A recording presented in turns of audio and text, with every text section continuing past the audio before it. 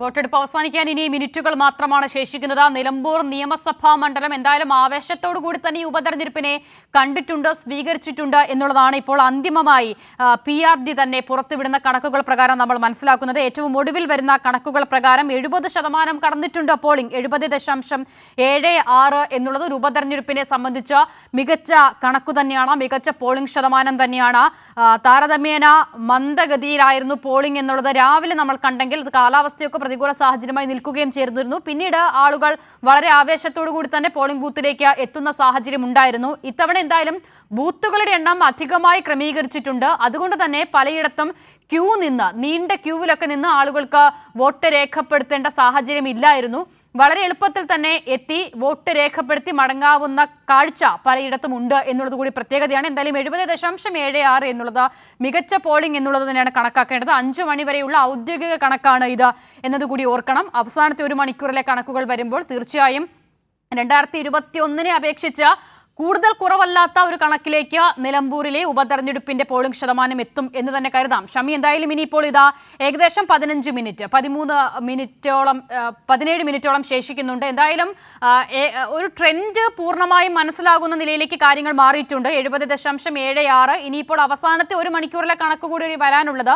നേരിയ കൂടുതൽ എന്തായാലും ഉണ്ടാവും. പക്ഷേ ഈ ബൂത്തുകളിലേക്ക് നില പരിശോധിക്കുമ്പോൾ വലിയൊരു തള്ളിക്കയറ്റം അവസാന മണിക്കൂറുകളിൽ ഇല്ലല്ലോ. അതുകൊണ്ട് തന്നെ വലിയ മാർജിനിൽ വ്യത്യാസമില്ലെങ്കിൽ പോലും ഭേദപ്പെട്ട പോളിംഗ് എന്ന് വിലയിരുത്തുന്ന തരത്തിലേക്ക് കാര്യങ്ങൾ മാറുന്നുണ്ടല്ലേ?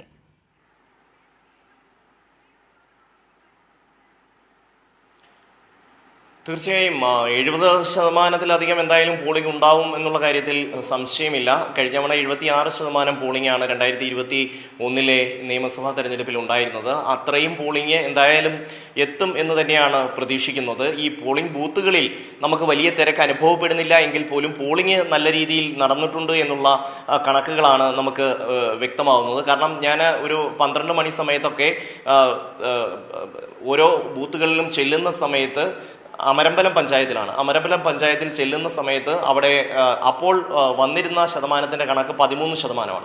അപ്പോൾ ഞാൻ അവിടുത്തെ ബൂത്തിൽ കയറി ഉദ്യോഗസ്ഥരോട് അന്വേഷിച്ചപ്പോൾ അവർ പറഞ്ഞു 28% പോളിംഗ് ഈ ബൂത്തുകളിൽ നടന്നിട്ടുണ്ട് എന്നുള്ളത്. 427, 28, 29 തുടങ്ങിയ ബൂത്തുകളായിരുന്നു. അവിടെ അത്രയും പോളിംഗ് നടന്നിട്ടുണ്ട് എന്നാണ് പറയുന്നത്. അപ്പോൾ സ്വാഭാവികമായിട്ടും നമ്മൾക്ക് കിട്ടുന്ന കണക്കിനേക്കാൾ ഒരു 10% കൂടുതൽ പോളിംഗ് ഓരോ ബൂത്തുകളിലും രേഖപ്പെടുത്തുന്നുണ്ട് എന്നുള്ളത് എനിക്ക് ആ കണക്ക് കേട്ടപ്പോഴാണ് മനസ്സിലായത്.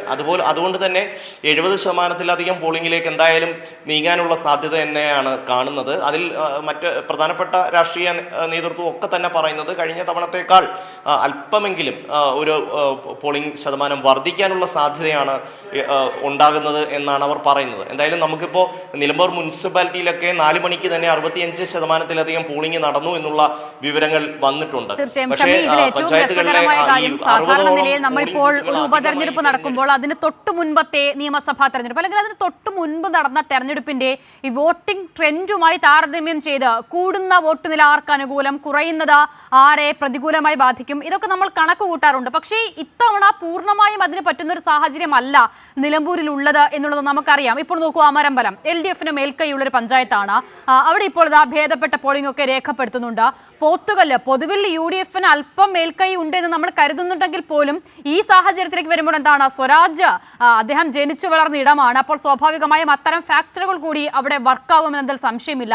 നഗരമേഖലകളിലേക്ക് വരുമ്പോൾ ട്രെൻഡ് വീണ്ടും മാറും. അപ്പോൾ അങ്ങനെ 2021 അപേക്ഷിച്ച് കണക്കുകൾ വെച്ച് താരതമ്യപ്പെടുത്തി ഇതായിരിക്കാം സൂചന എന്ന് പൂർണ്ണമായും വിലയിരുത്താൻ കഴിയാത്തൊരു തെരഞ്ഞെടുപ്പ് കൂടിയായി ഇത് മാറുന്നുണ്ടല്ലേ?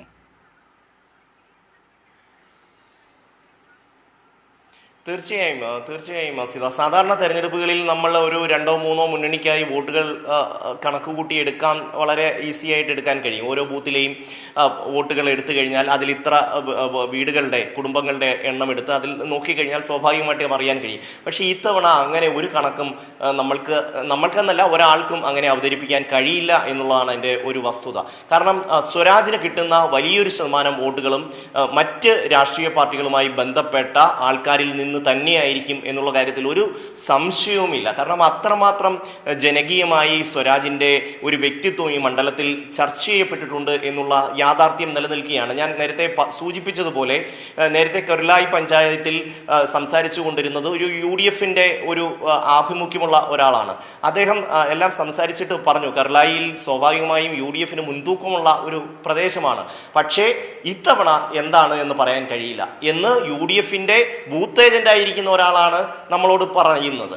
അപ്പോൾ ആ ഒരു സാഹചര്യം ഈ നിലമ്പൂരിലെ എല്ലാ സ്ഥലങ്ങളിലും ഉണ്ട് എന്നുള്ളത് തന്നെയാണ്. ഇപ്പോൾ പോത്തുകല്ല് നേരത്തെ സൂചിപ്പിച്ചതുപോലെ പോത്തുകല്ലിൽ മുഖ്യമന്ത്രി പിണറായി വിജയൻ പങ്കെടുക്കുന്ന ഒരു തെരഞ്ഞെടുപ്പ് പ്രചരണ യോഗം എന്തുമാത്രം ജനങ്ങളാണ് കോരിച്ചൊരിയുന്ന മഴയത്ത് അവിടെ എത്തിയത് എന്നുള്ളതാണ്.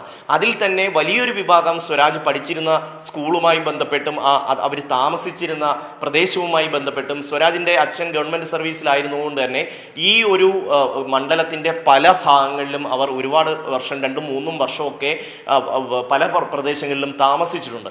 അങ്ങനെ അവിടങ്ങളിലെല്ലാമായിട്ട് നല്ല ബന്ധം സ്വരാജിൻ്റെ അച്ഛന് ഇപ്പോഴും എല്ലാ മേഖലയിലുമായി ബന്ധപ്പെട്ടുകൊണ്ട് അതുപോലെ തന്നെ സ്വരാജിനുമുണ്ട്. വിദ്യാർത്ഥി പ്രസ്ഥാനത്തിൻ്റെ ഭാഗമാകുന്നതിലപ്പുറം ആ പ്രദേശത്ത് താമസിച്ചിരുന്ന ജനങ്ങളുമായിട്ട് വളരെ സൗഹൃദവും ബന്ധവും ഉള്ള ഒരു കുടുംബമാണ് അവരുടെ കുടുംബം.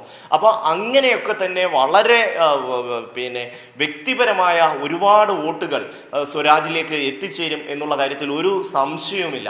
അത് തന്നെയാണ് UDF കേന്ദ്രങ്ങളെ വല്ലാതെ ആശങ്കപ്പെടുത്തുകയും ചെയ്യുന്നത്. പിന്നീട് ഇപ്പോൾ ഈ പറഞ്ഞതുപോലെ അൻവറിൻ്റെ അടക്കമുള്ള ഫാക്ടറുകളുണ്ട്, മറ്റ് ഒരുപാട് ഘടകങ്ങളുണ്ട്. ഇപ്പം VV പ്രകാശിൻ്റെ കുടുംബവുമായി ബന്ധപ്പെട്ട വിഷയങ്ങൾ അത് പ്രത്യക്ഷത്തിൽ അവർ ഒന്നും പറയുന്നില്ല എങ്കിൽ പോലും ഇന്ന് അവർ ധരിച്ചിരുന്ന വസ്ത്രം കണ്ടാൽ തന്നെ നമുക്ക് മനസ്സിലാവും അവരുടെ മനസ്സിൽ എത്രമാത്രം വേദനയുണ്ട് എന്നുള്ളത്. ആര്യാടൻ ഷൗക്കത്തിനെ സ്ഥാനാർത്ഥിയായി പ്രഖ്യാപിക്കുന്ന ദിവസം നന്ദന ഒരു ഫേസ്ബുക്ക് പോസ്റ്റ് ഇടുന്നു. ആ ഫേസ്ബുക്ക് പോസ്റ്റിലും തൻ്റെ അച്ഛനെ കുറിച്ചാണ് പറയുന്നത്. കാരണം ഒരുപക്ഷെ അദ്ദേഹം VV പ്രകാശ് കഴിഞ്ഞ നിയമസഭാ തെരഞ്ഞെടുപ്പിൻ്റെ സമയത്ത് അനുഭവിച്ച മാനസിക പ്രശ്നങ്ങൾ, മാനസിക സംഘർഷം എത്രമാത്രമായിരുന്നു എന്ന് ഏറ്റവും അടുത്തറിയാവുന്നത് ഭാര്യയ്ക്കും മകൾക്കുമാണ്, മൂത്ത മകൾക്കുമാണ്. അതുകൊണ്ട് തന്നെ അവരുടെ മനസ്സിൽ നിന്ന് ഇതൊന്നും അങ്ങനെ മാഞ്ഞു പോകില്ല. അത്ര രൂക്ഷമായ പ്രശ്നങ്ങൾ ഉള്ളത് കൊണ്ടാണല്ലോ ആര്യാടൻ ഷൗക്കത്ത് ആ കുടുംബത്തിൽ ഈ നഗരത്തിൽ തന്നെ താമസിക്കുന്ന 1 മിനിറ്റ് കൊണ്ട് എത്തിച്ചേരാൻ കഴിയുന്ന ആ വീട്ടിലേക്കൊന്ന് കാലെടുത്ത് വെക്കാൻ തയ്യാറാകാത്തത്.